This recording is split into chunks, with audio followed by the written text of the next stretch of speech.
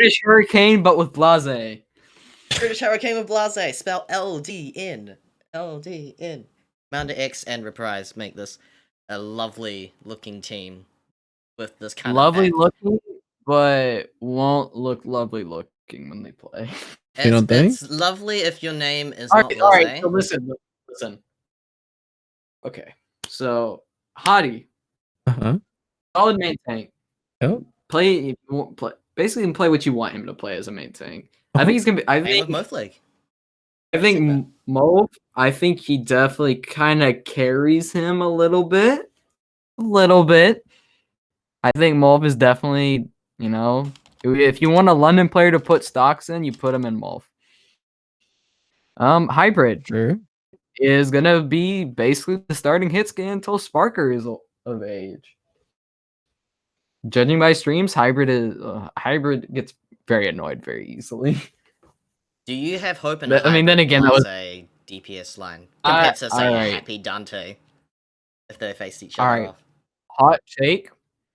Blasé's gonna actually be able to play what he's good at, and he's gonna look damn good playing what he's good at. I think he'll be. Now, I'm not gonna say he's like an S tier, A tier, but I think he's gonna be a solid flex DPS. I have some stonks in Blasé because I just throughout his career, Blasé's never been able to play what he's good at.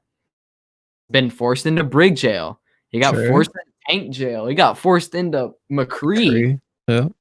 And when he got to play Doomfist, good Doomfist. Yeah, great Doomfist. Yeah, good. I'm hearing a lot of positives. So where do they nosedive? Rippa and Kellex. Kellex sucks. Oh, no. You are unbelievable to call that out on Kellex. Yeah, we haven't seen it. Kellex is horrible. He is far from that, dude. He is not good at all. He is so boosted by how good British Hurricane was. Rippa is okay. Rippa, I have hope in. I have good hope in Rippa because I think Rippa did deserve a chance, and he never got that with the Glads because of Shaz. It's just we know when Kellex did not play until Kellex sort of played a little bit here and there, but for the main time it was Joby was starting over Kellex because Joby is better than Kellex. And Kellex only got the start when Joby retired. When Joby tired? Oh, hey. Yeah, I'm not too familiar with EU. So do you mean you don't mean Juby from Houston Outlaws? Joby, that's just one row, isn't it? Joby looked amazing. Kellex looked average at best. I have a bunch of London fans. There are also British Hurricane fans that will also say that people that are higher on Kellex don't watch a lot of British Hurricane. He's not that good, and I agree. I don't like Kellex. He's been given so many opportunities now. I want to see him do well. Third time's the charm. This is the last chance Kellex gets. It's kind of like it's kind of like OG. Like this is his last chance to prove that he's a good main support. If he's not, then oh boy. I just and then in total, I'm gonna kind of finish what I say, then let you guys talk. The team doesn't stack well against the top teams in NA, and it's just they have good coaching. Now Fisher, Commander X, and Reprise. And then it's that ping issue. Ping issue is gonna hurt really bad. I don't know if it's gonna kill them, but you can imagine how annoying it's gonna be for those players to be like, damn, we got the short end of the stick and we got stuck on 200 ping for the whole team. But I just think London's gonna be that really young team, in a year. If you see season 5, that team's gonna be good. It's gonna be very good, especially if Sparker gets to come. Oh boy, that team's scary. But personally, I've played with Sparker a number of times through pickup games. Thank you, Banter. reminding me in chat. It's a rumor. It's not confirmed, but Shax to London.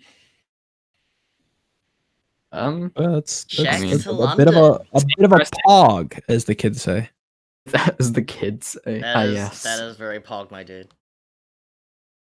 Um, Something to believe I in, think something it's to hope for. good. I don't know. They Definitely. just need a He third covers what DPS. hybrid he covers what hybrid doesn't play, and he covers what Blasé doesn't play.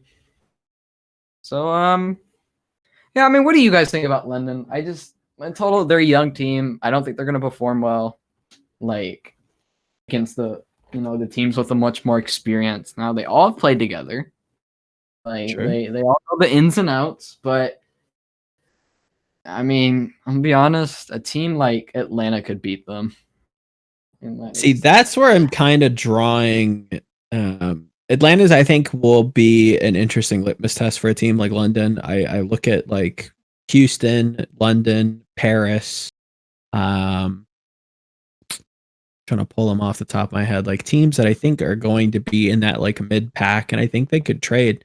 I think I think a lot of people are sleeping on the London stocks. I don't think they're going to shoot up to playoffs by the end of the season. Like it would be very surprising. I think they're working within their means. I think this team has some merit to it. I don't think will be amazing, but I definitely don't think will be as bad as what people expect them to be. So we'll have to see if there are any other signings. No. It's like the bottom of NA is so hotly contested for some apparent reason. It's like you have Paris, you have Titans, you have the Outlaws, you have London. It's kind of can be a Could be a who toss-up. performs better. Yep. Like what you said, well, I don't like saying it's a toss-up. We Yeah. gotta just see who performs well. It's just bottom of NA it's an interesting place. Is all I gotta say. The one thing that London does have over a lot of these other like bottom tier teams is and I hate to throw around this energy, but again, like you said, they have played together before. They don't have to, they don't have to start from day one. They can incorporate Blasé as quickly as I feel like they're going to incorporate somebody like a Blasé, maybe other signings if they so choose to sign other people. Quicker than other teams who have to kind of build up the team identity. You look at a team like the Spark who have 12 players that, some of them have played together before, but then you have a bunch of rookies coming in. You have a bunch of people from other teams coming in, and you have to kind of build that system or see how it works right on day one. I feel like London has a bit of a leg up in that kind of regard. Yeah, I don't expect a lot, but I don't think they'll be horrible. I think they'll be competitive. I think they'll put on some good games, maybe an upset here or there. I get very Valiant vibes from this team that's going to be kind of, good team, more than the sum of their parts, led by the coaches. And yeah, an upset here or there. You might see them maybe in the semifinals of like a monthly tournament or two. Outside of that, yeah. The Overwatch League script has written that London Spitfire will make their resurgence.